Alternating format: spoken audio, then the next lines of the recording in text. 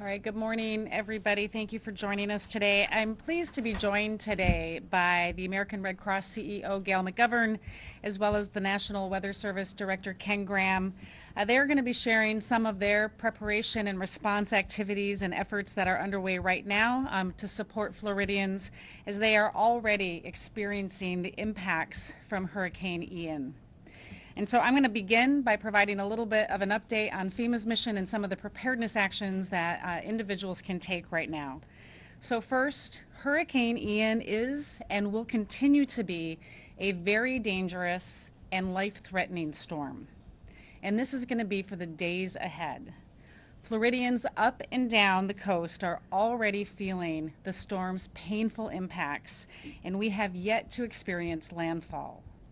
However, I spoke with my leadership team this morning, and I can confidently say that we have the right teams and we have the right resources in place and ready to meet the changes or the needs of those that we are charged to serve. But as with any storm, the most important work starts at home. That means we need everyone to heed the warnings of their local officials before, during, and after this storm. These are life-saving messages that simply cannot be ignored. And when it comes to hurricanes, water is dangerous, period. From coastal storm surge to inland flooding, the majority of the state of Florida is in Ian's crosshairs. Therefore, I would like to just share a few key safety messages that will help keep you and your family safe. First, never drive through standing or moving water, as it takes only a few inches of water to carry away a vehicle. Second, if you are taking shelter in an area with rising water levels, quickly find higher ground. And third, never operate a generator in your home. Too many lives are lost each year due to carbon monoxide poisoning, and it's incredibly important that you only run generators outdoors. So now I'll give a brief operational update on the interagency personnel, commodities, and resources that we have deployed to support this response. As I said yesterday, search and rescue remains a top priority. Our search and rescue coordination teams remain staged in Miami to include teams from our FEMA Urban Search and Rescue Program, the Coast Guard, CBP, the Department of Defense, the Department of the Interior, and the state of Florida. These teams will coordinate search and rescue efforts by land, air, and sea. We have 128,000 gallons of fuel remained ready for rapid deployment. We have moved in a variety of generators of all sizes and types to restore power to critical infrastructure and medical facilities as needed. The Army Corps of Engineers is pre-staging 350 personnel to conduct power and fuel assessments as soon as the storm passes.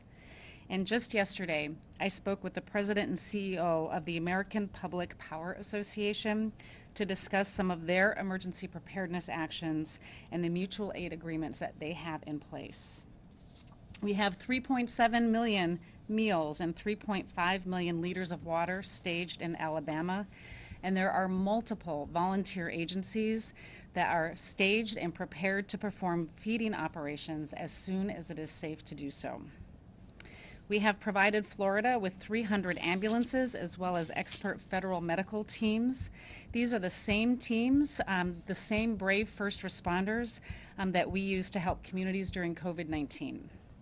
We are also tracking medical needs across Florida's hospitals, adult care facilities, and dialysis centers, both for facilities that have evacuated, but more importantly for those that have not. And finally, as I told the president yesterday, this level of interagency coordination will not stop as we prepare for the historic and the catastrophic impacts that we are already beginning to see. So now with every emergency response, we would not be successful in meeting our mission without our partners at the American Red Cross. The Red Cross has done an incredible amount of work in preparation for Hurricane Ian, and it is my pleasure to welcome the American Red Cross CEO, Gail McGovern. Thank you so much, Administrator Criswell, for inviting me to join you. And FEMA and the Weather Service are wonderful partners, and I want to thank you both. On behalf of the American Red Cross, our hearts are with everyone that's in the path of Hurricane Ian. Please listen to your local officials, evacuate if they tell you to do so, grab your medication, your glasses, your important documents, prescription drugs, and the like. Check on your neighbors, and please don't wait out the storm if you're being told to evacuate. It's dangerous. We're working closely with our partners and local officials in the affected communities to make sure they have the help that they need. Since last week, the American Red Cross has been moving hundreds of trained volunteers from across the country and tens of thousands of relief supplies to Florida in preparation for Ian. Everyone's safety is our top concern. We have dedicated and very compassionate teams of experienced Red Cross leaders in Florida, Georgia, South Carolina, and North Carolina. They're in contact with state, local, and tribal officials, and we will be ready to support the evacuation centers. As of this morning, staged in Florida, we have nearly 500 Red Cross responders and shelter supplies for 60,000 people. Those Red Cross teams have been responding to the requests from local government to equip and open evacuation centers, and they're preparing now to deliver critical relief after the hurricane passes. After landfall, by the end of this weekend, over 2,500 Red Cross responders will be deployed to Florida and other affected states.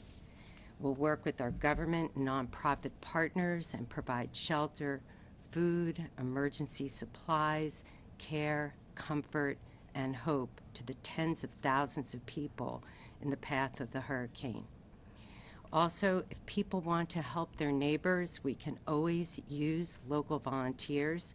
Just go to our website, redcross.org, and there are a lot of ways to find where there are safe shelters. Anyone who needs a safe place can go to find information for open Red Cross shelters at our website, redcross.org, or you can use our free Red Cross emergency app, and you can call 1-800-RED-CROSS.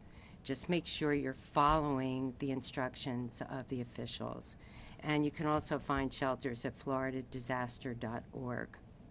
And finally, to everyone in the path of the storm, please, please, please follow the evacuation instructions from your elected officials and your local officials. We know that for many of you, recovery from Hurricane Ian will likely be a very long road, and your American Red Cross will be there. And if you'd like to help us, you can volunteer, you can donate blood, or you can make a financial donation by going to redcross.org. And no donation is too small. They're all deeply appreciated, and everything that the Red Cross does is because of the generosity of the American public. Thank you. Thank you very much, Gail. Now I'd like to turn to Director Graham from the National Weather Service to talk about what he's doing to support the response. Thank you, Administrator Criswell. Appreciate that. And, we're watching the storm closely. Of course, it's a very historic storm as we look at this. So I just appreciate the relationship and the coordination with FEMA and also the state, the county, the local, and also the federal level, all the emergency managers. So there's been coordination, briefings behind the scenes talking about this storm for the last week, and we just appreciate that relationship. I actually literally have my phone up here because things keep changing as we speak with a storm like this. It's very common, so I'll be able to bring you the latest information right up here. Well, I wish this wasn't a forecast that I had to deliver. You really look at this, I wish this wasn't a forecast that's about to come true. Okay, so this is a devastating storm for parts of Florida, not just on the southwest coast, but also inland associated with some of these impacts. This is going to be a storm we talk about for many years to come. It's a historic event.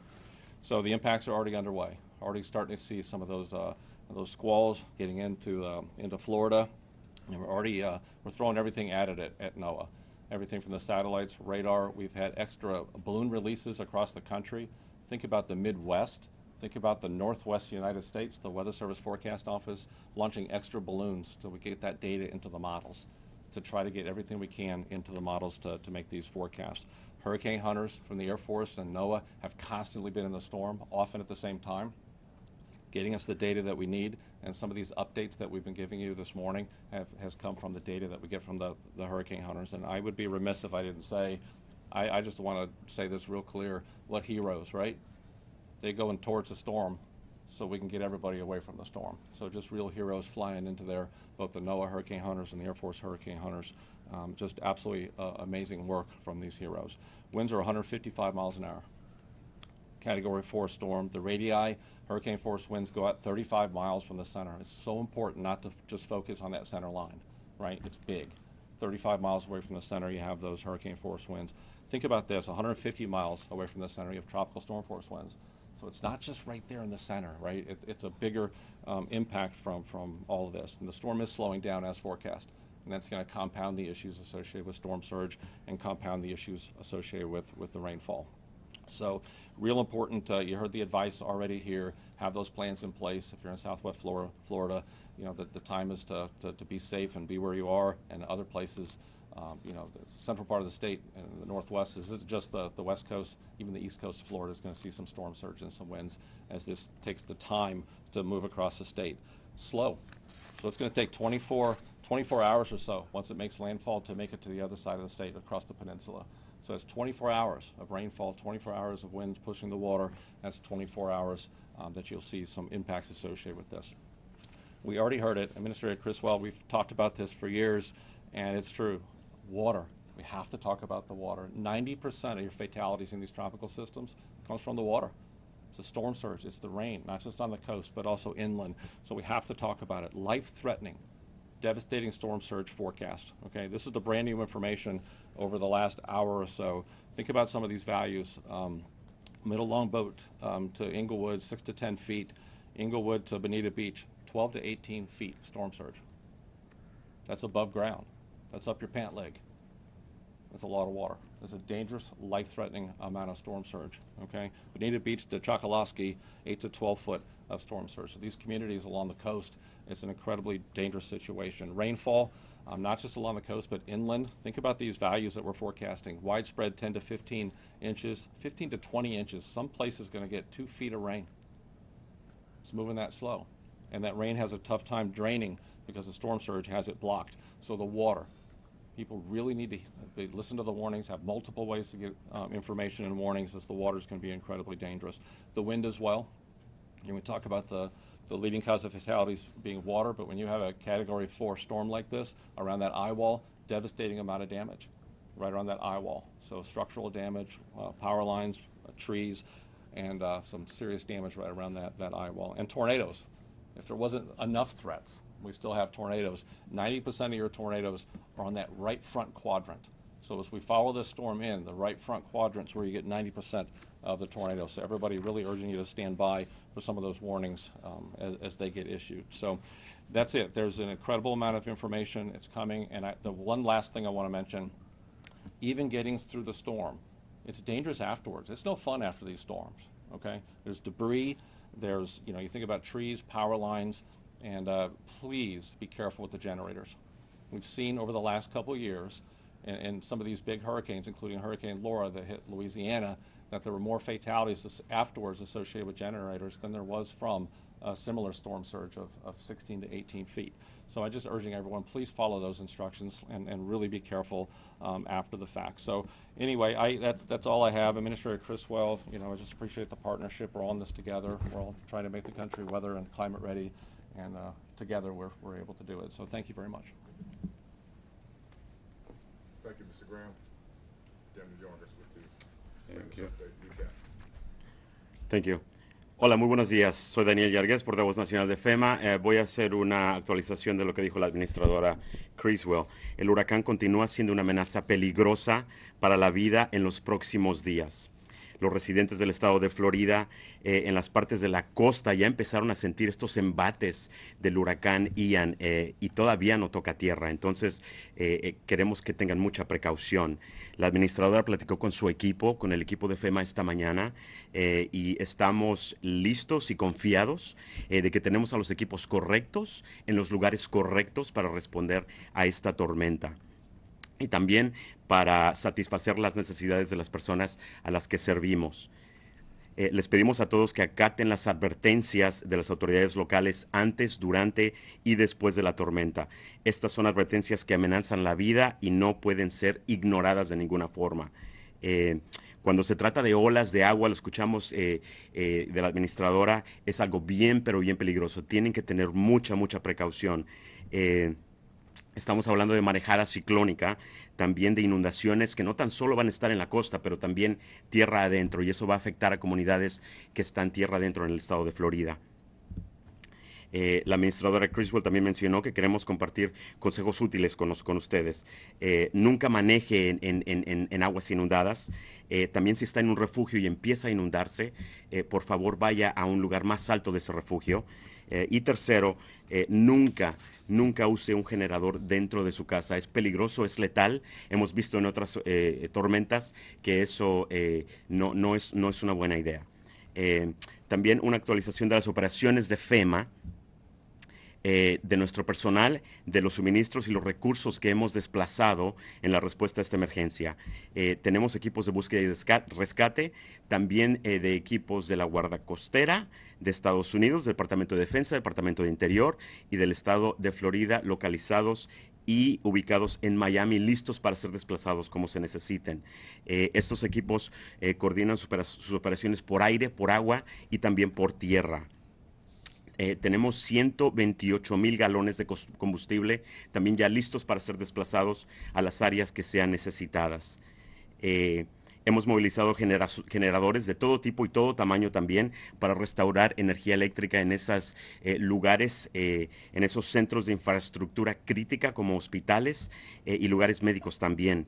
El cuerpo de ingenieros también ha preposicionado 350 empleados para ayudar y llevar a cabo evaluaciones de energía y de combustible cuando la tormenta ya pase. La administradora habló recientemente también con la compañía de electricidad para ver cómo están ellos posicionados para restaurar la energía eléctrica.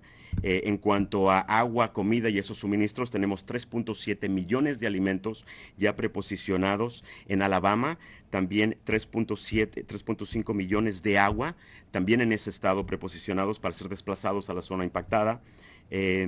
Y hay muchas agencias también sin fines de lucro que están ayudando en las labores de alimentación para las personas afectadas después de que pase la tormenta. También en Florida tenemos 300 ambulancias y equipos médicos federales, los cuales también apoyaron en la respuesta a COVID-19 cuando esa emergencia pasó. Estamos vigilando muy de cerca las necesidades de hospitales del estado de Florida, centros de cuidado de adultos mayores y de diálisis también, y aquellos lugares que no evacuaron o que no pudieron desalojar. Finalmente, la administradora Criswell habló ayer con el presidente Biden y le dijo que nuestra coordinación multiagencial continúa y no va a parar. Esa coordinación no para ante esta histórica tormenta y catastrófica tormenta que ha pasado, y como lo dijo la administradora también, estos esfuerzos de FEMA no pueden ser posibles si no tenemos el apoyo y la coordinación de todas las agencias federales y organizaciones sin fines de lucro como la Cruz Roja. Eso es todo. Gracias. Administrator, thank you. Thank you. We'll take some questions now. Thanks, I'm Alice with ABC News. First, we've seen some very specific requests from Governor DeSantis, certain gear, certain equipment. At this point, do you feel like the federal government has been able to get everything that he has asked for, or is there still some equipment you're trying to get in place? And then secondly, any update on how the evacuations are going? Is there a sense of timing when people might need to think today it's just too late to leave? Yeah, let me start with the evacuation question. And I've listened to some of Governor DeSantis's briefings this morning, and I think, listen, again, the point is listen to your local officials. I think there's parts where they need to start staying in place, right? That it's too late to evacuate, but they need to listen to what their local officials are telling them. But as we see this storm, it's going to continue to move across the state, and so there may be parts where it's still safe to evacuate. So it's hard to make a general statement on that. It's really important that they're listening to their local officials because they're doing what they can to make sure that they're keeping them safe. But they need to make plans for that too, right? If they are going to stay in place, know how they're going to communicate with their family so they can let them know if they're safe or what their needs are going to be. And that's why we've put together this really strong search and rescue capability to make sure that we can go in by air, land, and sea, because we know that there's going to be people that have been impacted, isolated, and are going to need rescue. First part of your question again? About whether you're still Oh, positioned. right, yep. So we are continuing to move in equipment as the governor asks for more equipment. I believe today he asked for more high water vehicles and additional rescue capabilities, and we are moving that in. We are going to continue to move equipment in as we see where the impacts of the storm are as well. We've pre-positioned quite a bit of equipment so we can respond immediately. Once we know what the impacts are and what the additional needs are, we're just going to continue moving that equipment in. But I think that we are positioned really well to meet those immediate needs in the first few hours, and once we know impacts and what else is needed, we'll just continue to move that in. Anybody else? Right here, man. Yep. Hi, I'm Karina Coffey, the Outdoor Spectrum News. I just had a question for Director Graham. We are seeing some reports of water receding in the Miami Bay area. Can you explain, why that's happening? A lot of you are familiar. I think for the last 10 years I've said this, little wiggles matter. And these little small changes make a difference whether the water is pushed in from storm surge or literally blown out. So when you have strong winds with a storm like this, they could actually push the water out. But here's the big, very important thing. So don't go out there, right? So it's so dangerous to be out there. So even if you see the water receding, it's not the time to go out there and look at it or collect shells or whatever it is. We've seen this in these type of storms. When the winds come down, the winds decrease, that water comes back in. It can be incredibly dangerous. So yes, I've seen some of the pictures, and that can happen in these storms. That's the power of the wind and where it could push the water. Yep. Thank you so much for doing this. I have a question for Administrator Criswell and a question for Director Graham, if that's okay. Administrator Criswell, how many FEMA personnel are in place in Florida? And Florida's home to an older population. We can all remember the image of nursing home residents during Harvey trapped in floodwater. Can you speak to any special considerations for senior citizens sheltering in place, as well as some of that coordination with nursing home residents here? Yeah, absolutely. We have hundreds of personnel in the state already, embedded in the State Emergency Management Center, as well as staged in places like Miami, as well as in Orlando and other parts. But we also have personnel that are staged in Atlanta, Georgia, at our regional office that are ready to move in. As the storm passes and we see where the needs are, we are just going to continue to move people in. That number is going to rise significantly over the following days, and to make sure that we have the resources in place to support the people that have the needs. I know that this, I believe, I was talking with Gail, 30% of the population is over the age of 60 in many of these impacted areas. We know that that's going to be a significant concern. When I talked to Governor DeSantis on Friday and asked him what his concerns were, that was one of his concerns. I think that's why we've put in place this really robust search and rescue capability across the federal government to complement the amazing efforts that the state already has in place through their own urban search and rescue teams and the National Guard, because we know we're going to have to get out there and check and make sure that everybody is okay. That is our first priority, and that's why we have this multi-agency, federal, state, local effort in place to make sure that they are mapping out where they're going to be able to go. When I talked to our Deputy Federal Coordinating Officer this morning, what he told me is that these teams are going to be assigned directly to local jurisdictions, right? So they can put them and assign them to go search places where they know that their need is, and that way we're not having any gaps in the efforts that we're doing. For Director Graham, you called this storm historic. How does this storm compare with previous historic storms, Andrew, Irma, Michael? Can you speak a little bit more to what makes this maybe similar or distinct to some of the storms we've seen? The first comment I always try to make is they're all so different. Every storm is so different, and it's just an urgent plea to everybody listening: don't compare storms. So there's similarities when you see, storms about the storm surge. Hurricane Laura, we saw 18 feet of storm surge. It was devastating. houses off the foundation. So you can use generalizations like that to think about the kind of damage that could occur. But teeny changes in the storm, bigger, smaller, left, right, faster, slower, these really subtle changes can make a huge difference in what you see on the ground. So really what we say is think about those impacts. Think about what does 20 inches of rain look like. And we try to paint that picture. That's an incredible amount. So we say 2 feet type of thing to think about that. Storm surge, I'm 6'5". And you think about this storm surge forecast, you start getting 15, 16, 17, 18 feet.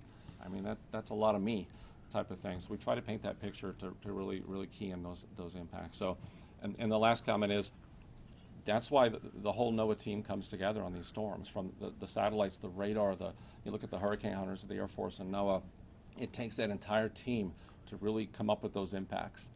Not just the Hurricane Center, but the Weather Prediction Center, Storm Prediction Center, looking at where the tornadoes are going to be, the weather forecast offices, talking to the emergency managers constantly.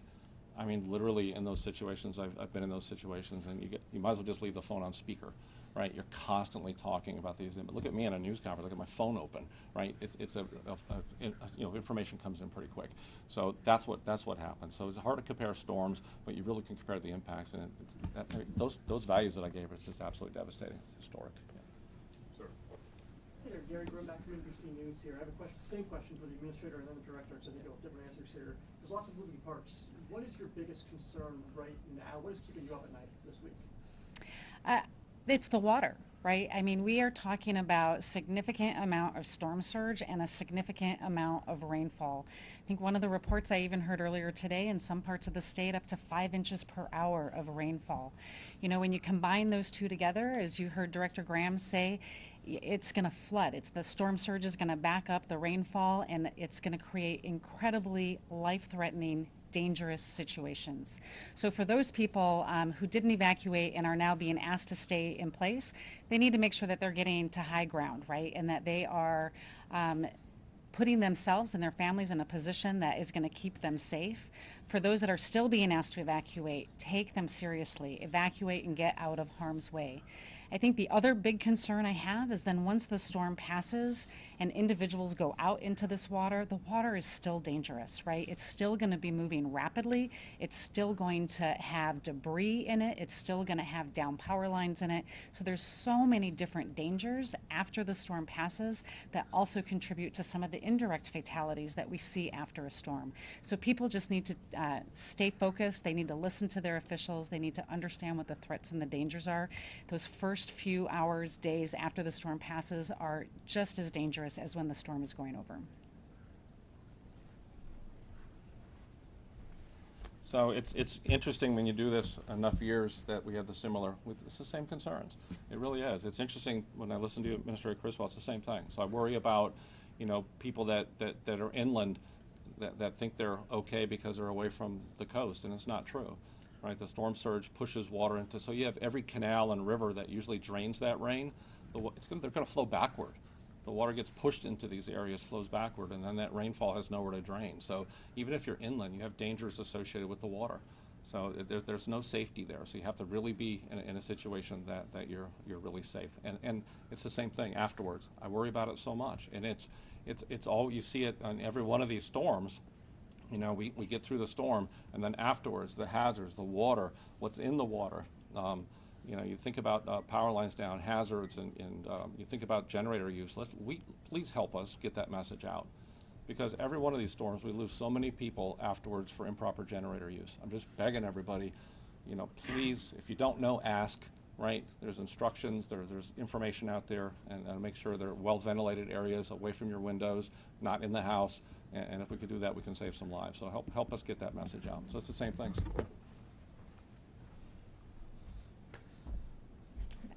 Hi, Carla Mesola with Telemundo Network.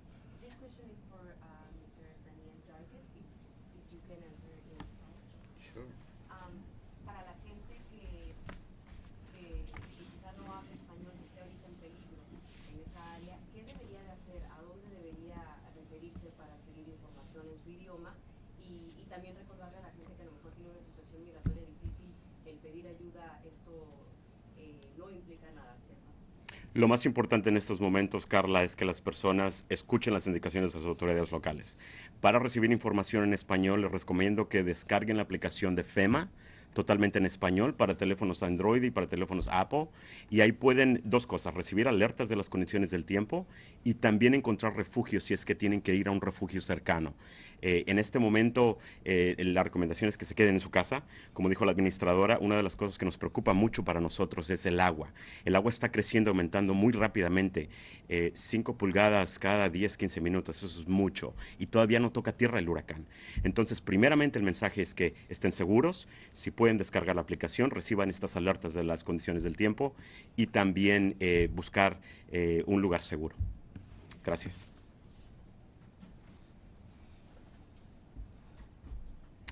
All right, last call for questions. As a follow-up, just about sort of the map and path looking ahead a few days out. Right now, where in South Carolina, Georgia, are you most worried? Is there a chance that this really weakens by then or gather strength? Like, what are you looking ahead to? Yeah, I'll let Ken talk about that, but let me first say I did speak with the governors of Georgia and South Carolina a few days ago about their concerns. That was before we knew where the path of the storm was definitely going to go. I think the predictions are that they are going to experience some storm surge and some rain. Our Region 4 office, which is located in Atlanta, Georgia, they have been fully engaged with the staff in both Georgia and South Carolina. We've sent liaison officers there to integrate with them, and as they decide what their potential needs might be, we'll continue to move resources in that area as well. Ken, I don't know if you have anything else. Yeah, you can see with the track on the board up here, so it's not just the west coast of Florida, it's also the east coast. So the wind field's so large, you'll actually get storm surge in portions of northeast Florida. So Jacksonville area, there's going to be water some pushed up into those areas. So even they need to really pay attention to this. And it goes over water for a little bit, but we don't expect some rapid intensification there, staying a tropical storm. But here's the thing, development or not, it's still a lot of moisture. So you'll see some storm surge values in Georgia into South Carolina, but the rain's got to go somewhere. And these are states that have some terrain. So you could see some flash flooding. So just anybody in these areas, just pay attention to that information. Have the latest forecast because there could be some flash flooding up in those areas over the next few days. All right, if there's no more questions, I would just like to say thank you to everybody for joining us here today, and thank you for helping us get the message out to people so they know what the threats are. We can make sure that we're doing everything we can to keep people safe. Thank you.